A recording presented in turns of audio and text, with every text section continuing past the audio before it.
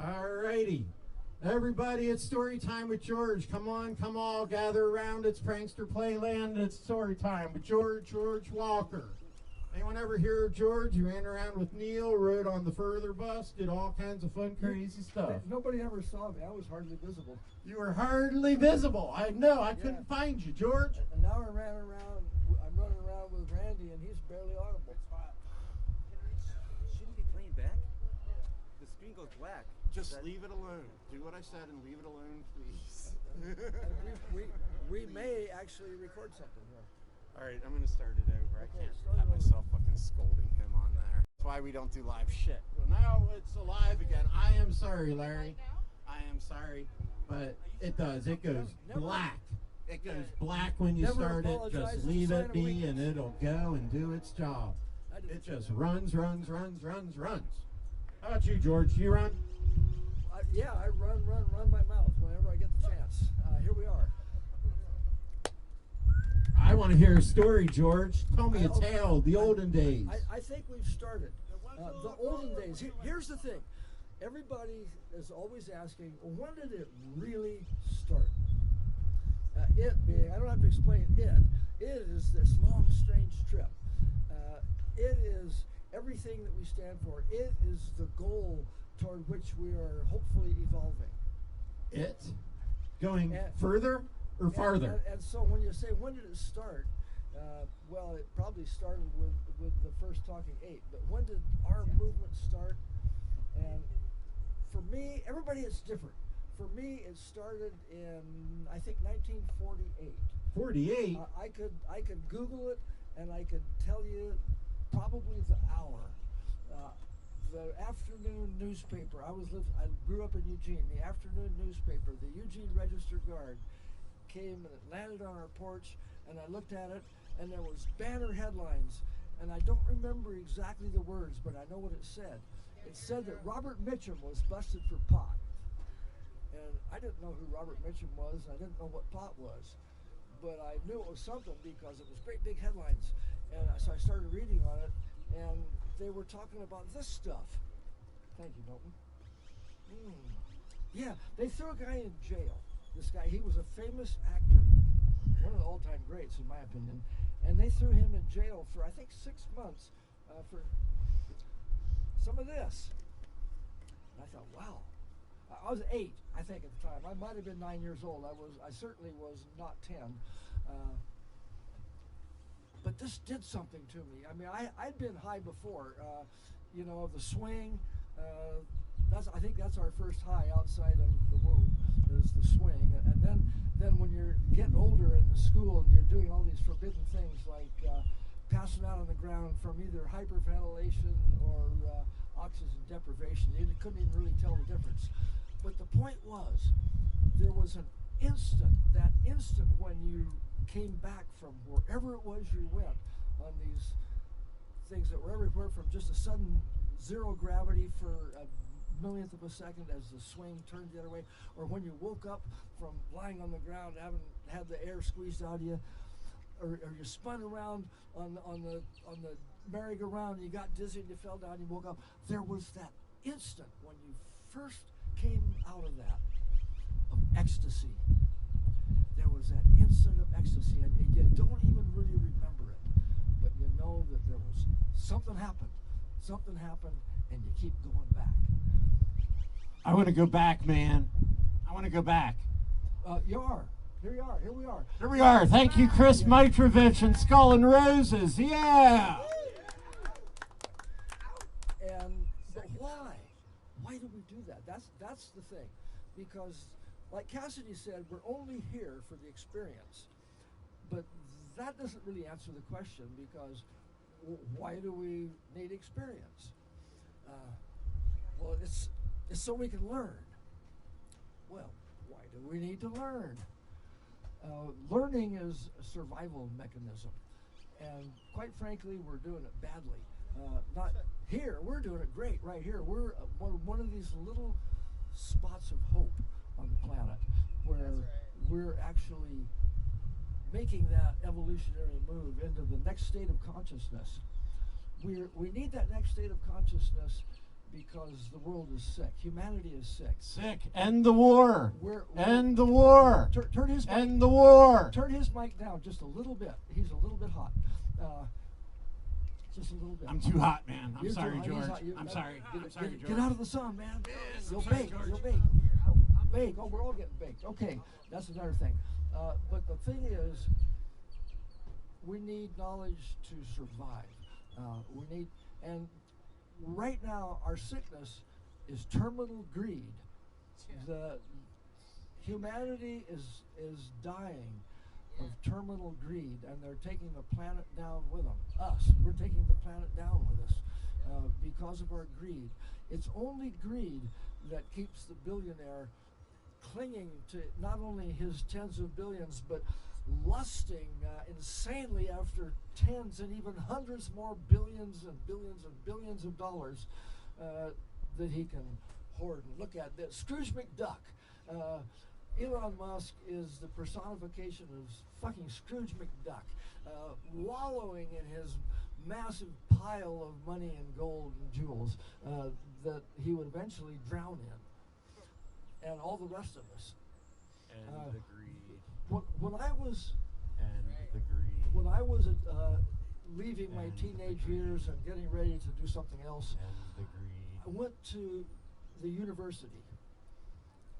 And I didn't have to take out a student loan. In those days, a student loan... Free school, man. Everyone should get free school. Let's be like Germany and have everyone go to college. A student loan... No more student loans. No more loans. Kill the system. And student loan, when I was in college, was like this. To your roommate, hey buddy, can you loan me $5? I got a hot date tonight. I'm a little short. I want to take her to a nice meal and a movie, and maybe we'll go have drinks afterwards, and my car's out of gas. Could you loan me $5 to cover all that? Because I'll pay you back Tuesday when I get paid my $50 paycheck, of which I'll have $48 left after I pay expenses. That was the way it was. University of Oregon cost approximately $250 a year. And that was... It wasn't books, but it was tuition and student body card, which was like your all-access pass. You could go to all the football, basketball, baseball games, track meets. You could go to the student plays, the school orchestra performances, dances, whatever was going on that the college was putting on was included in that $250 a year. So I did 4 years of that, which was easy. A lot of my friends were poor, I mean really poor, where they had to go out and work summers picking fruit to help keep the family fed. These people could work a part-time job, work their way through college, buy a car, buy the clothes, buy the books, and end up with a graduation certificate and money in their pocket. And if they owed any debts, it was $5 to the guy that took them out to dinner last week. What's happened is wrong. We need to make sure that we let people realize that we know that. Don't let them get away with it. Don't let them steal our education. Don't let them steal our kids' brains. So anyway, that's where it started. Free the education. I'm going to fast forward from Robert Mitchum and my little diversion about what's going on to 1962. Kesey and his family came back from a little psychedelic trip they'd been on up to Seattle, where they went to the Seattle World's Fair and took a whole bunch of psychedelics and came back with souvenirs and stories. Stories, man.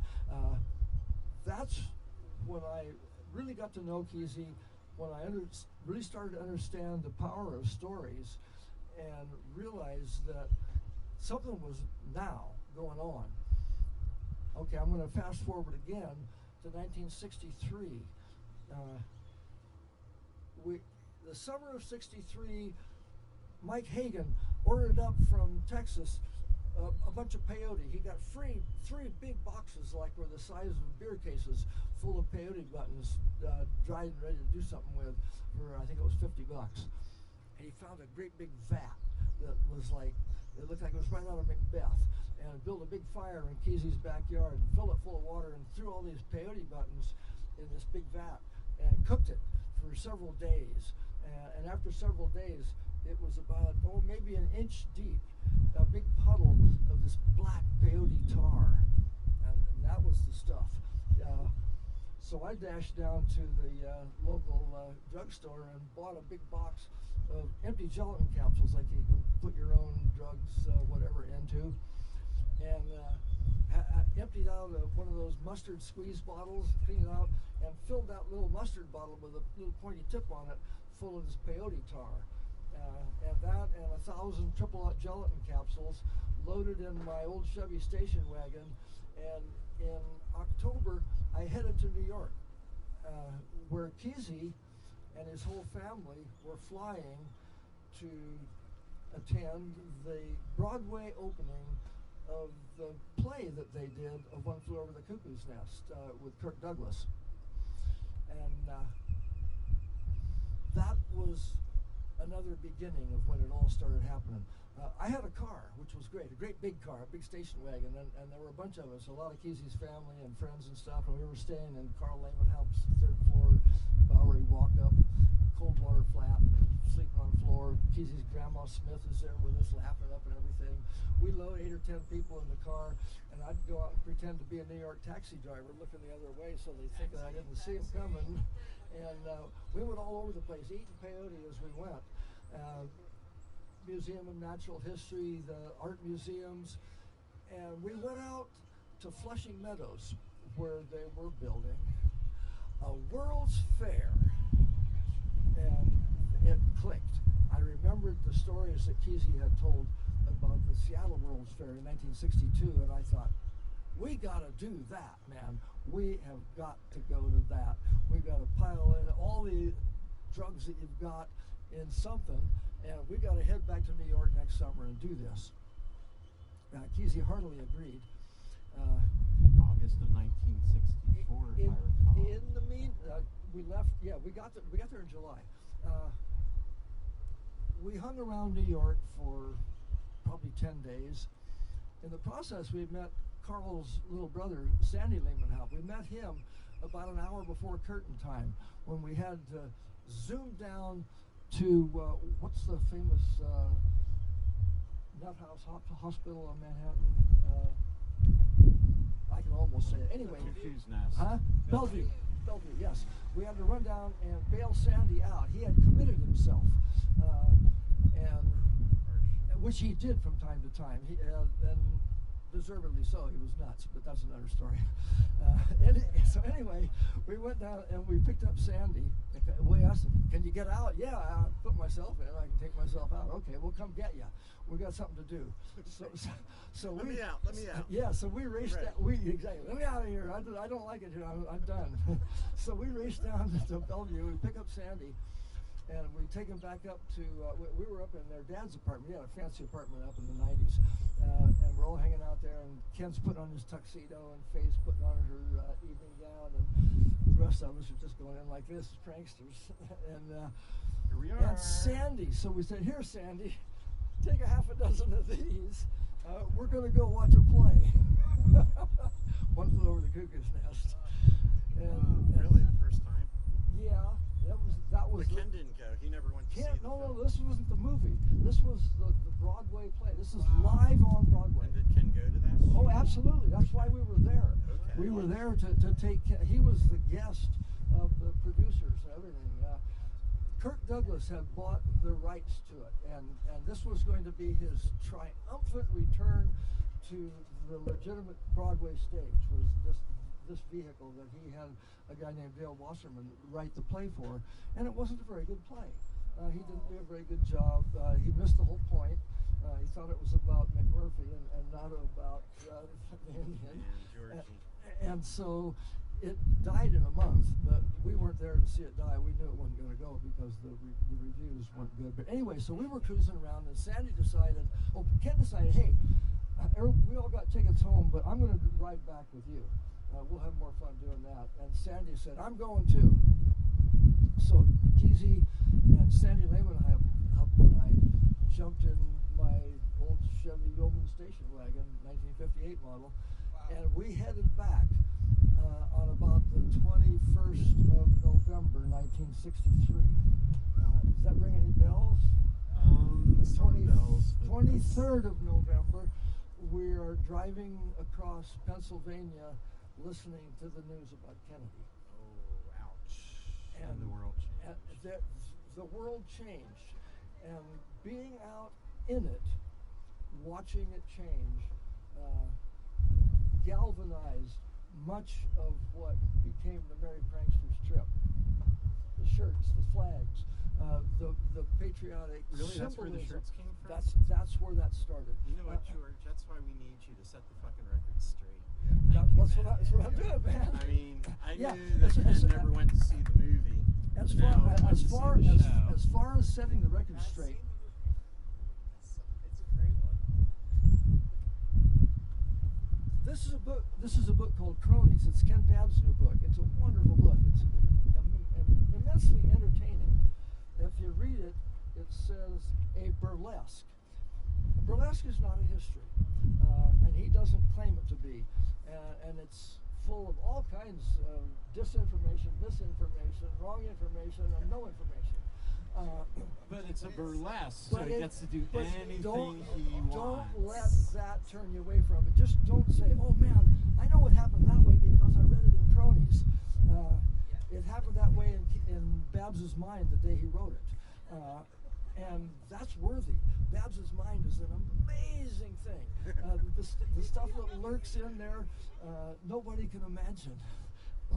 And a lot of it's here because he always was trying to emulate Cassidy, as with Kesey. I was just talking about this just recently. And while we're on that, let's all wish Ken Babbs a rapid return to full health. He went through a bit of a medical challenge, and he's come out like a champ, like he always does. Cassidy, this is the stuff in Cronies that is actual history because these are transcriptions of the recordings of Cassidy.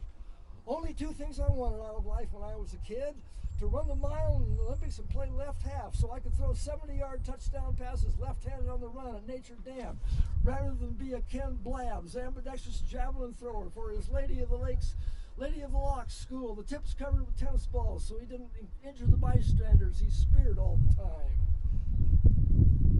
Dig that car going by, just like my old Buick, my first car.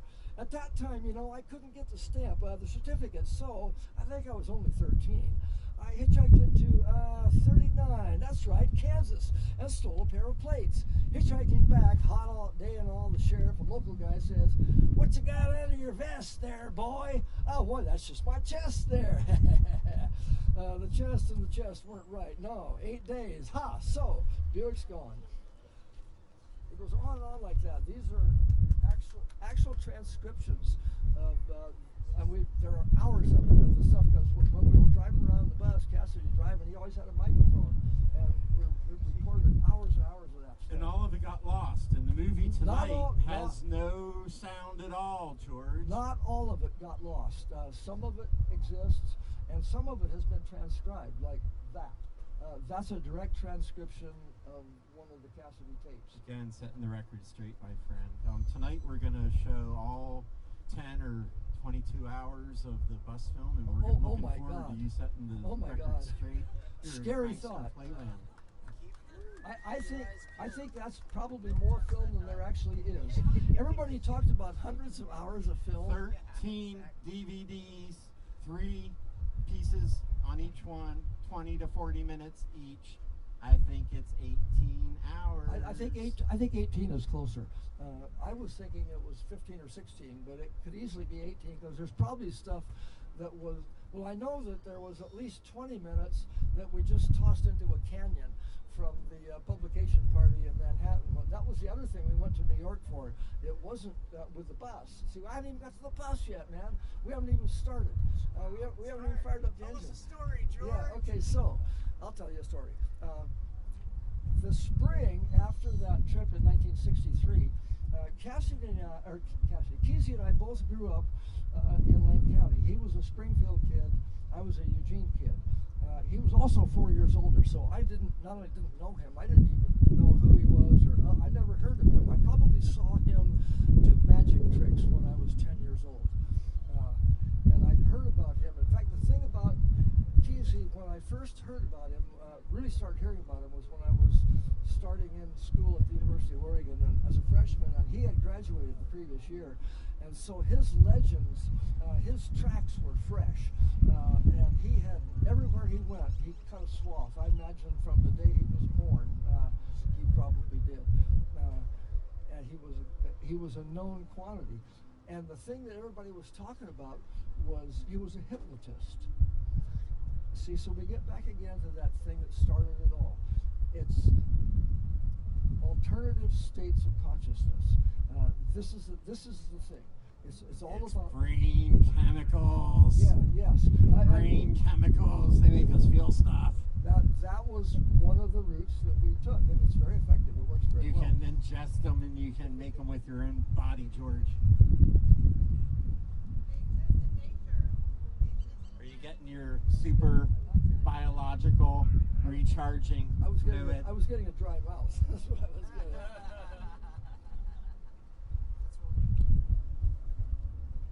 So, it happened that Kesey and I were both back in Eugene, Springfield, in the spring of '63, and by this time, or late winter, by early spring, by this time we were friends. We knew each other. I'd been hanging around Perry Lane and La Honda. Had we moved to La Honda then? I think so. Anyway, we were still talking about the trip to New York in the summer.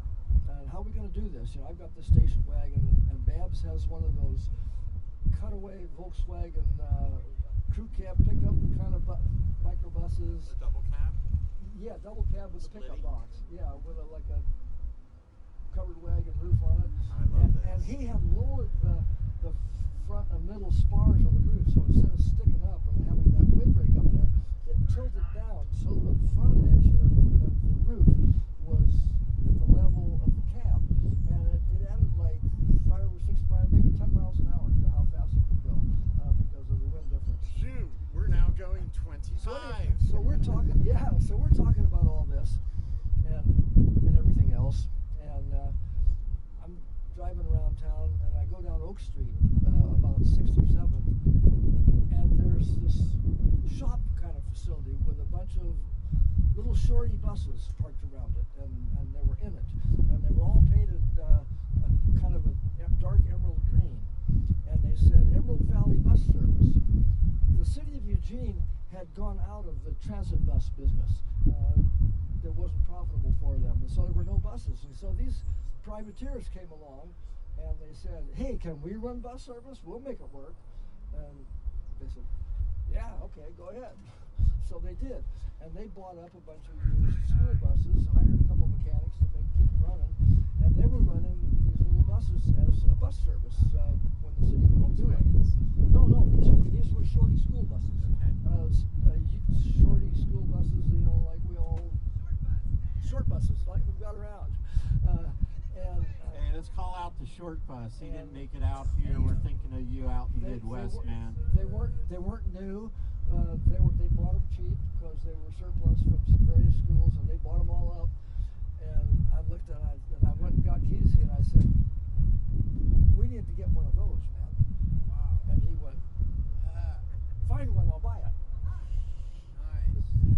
And the rest, as they say.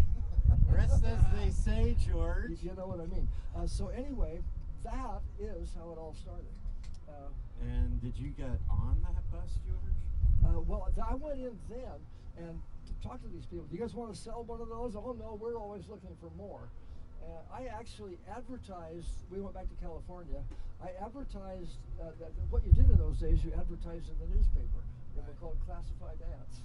I don't know if they exist anymore, but so I advertised in the newspaper, want a double-decker bus. we were aiming high.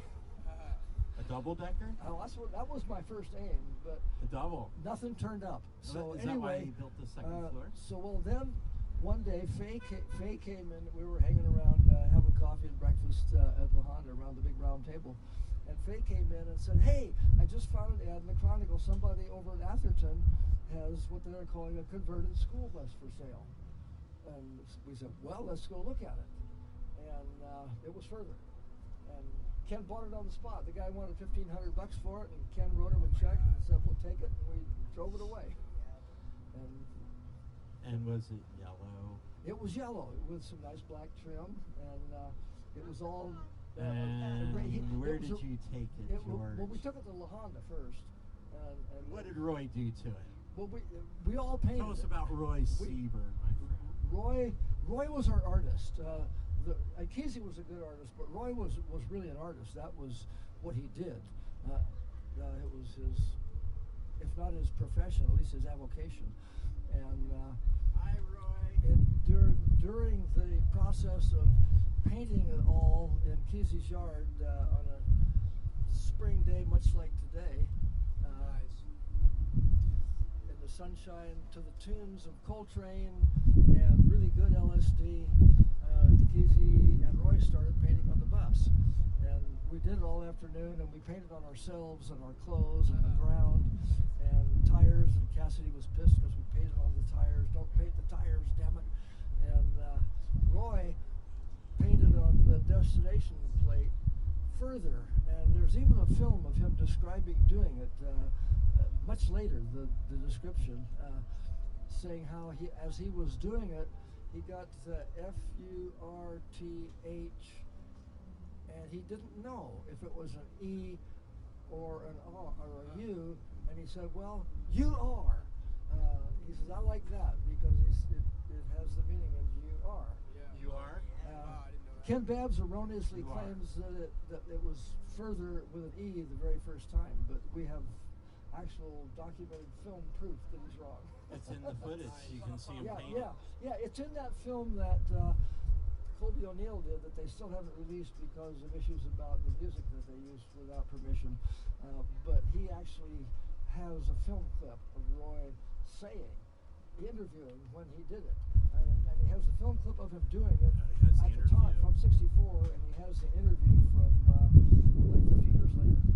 And he put those together in that film. It's called Going Further, if that film ever gets out. Going Further, where is it, man? Somewhere in Canada.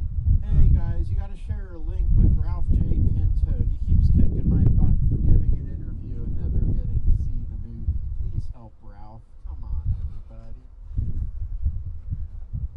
Help Ralph, man. So, another significant thing that happened that same spring was a friend of mine who later became known as Mr. Big when he got busted in Berkeley.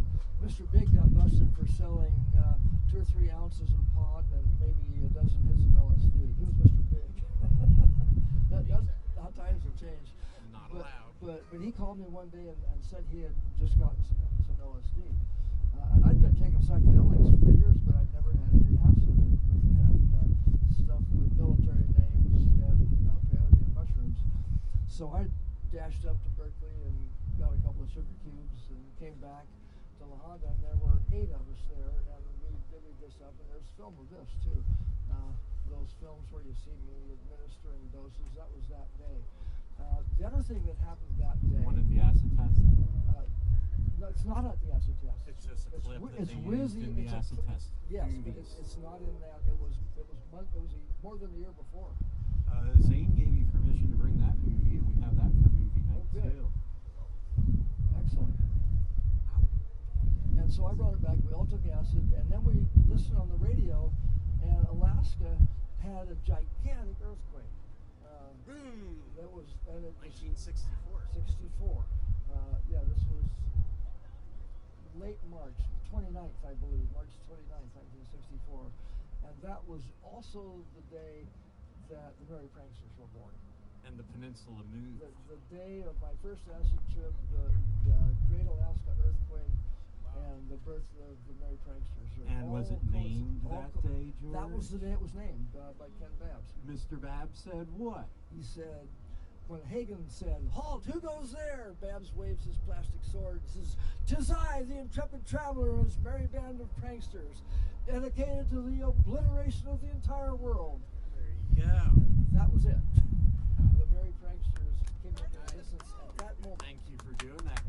thank you all thank you all for carrying this on without and the generations to come after y'all, because without that it's pointless.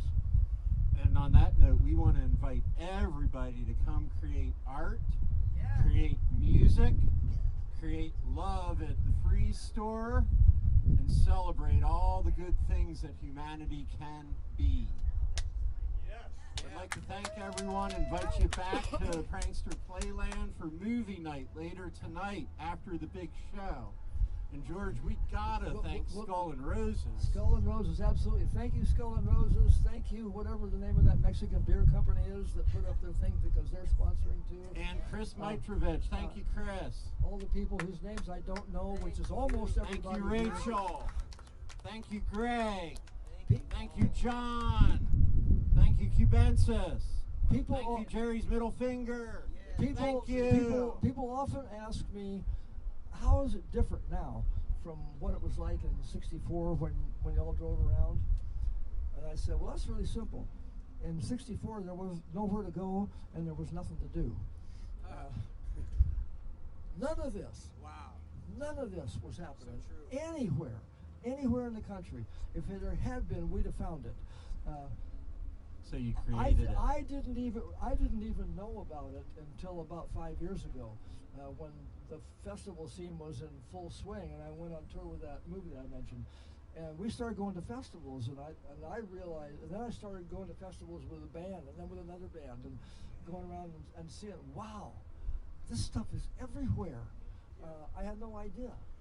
And they were so happy to see you. I was George, and it breaks our hearts I was at least as happy as anybody to realize that it wasn't just a thing that happened, but it was a thing that was ongoing, and that it was growing. And the spark that changed the entire planet, George. You did it. It's your fault. You did it. We get too much credit, too much blame. What Kesey said, that's what Kesey said. We always get way too much credit, way too much blame. There was a wave of energy that happened. You did it. And we were just surfers in the right place when it hit, and we were able to surf the wave. Right. What's happening now, and people who are surfers understand about waves and sets of waves and big sets and little sets and big waves in big sets. The 60s was a huge wave and a huge set. In fact, the very last thing that happened in 1969, the last event of the 60s was not Altamont. The last event of the 60s was the way after that. Woodstock was summer. This was the end of December. The largest surf hit Hawaii in a century. Wow. And wiped out most of the North Shore. I was Tsunami. there. No, it was surf. This wasn't a tsunami. This was surf. This was all of the things, the biggest set of sets in the decades, the biggest waves of the biggest set in decades, and there were reports of people surfing 80-foot waves. Were you on your boat back then? Yes, Wow. that's why What I was was the name there. of the boat, George? Flying Cloud.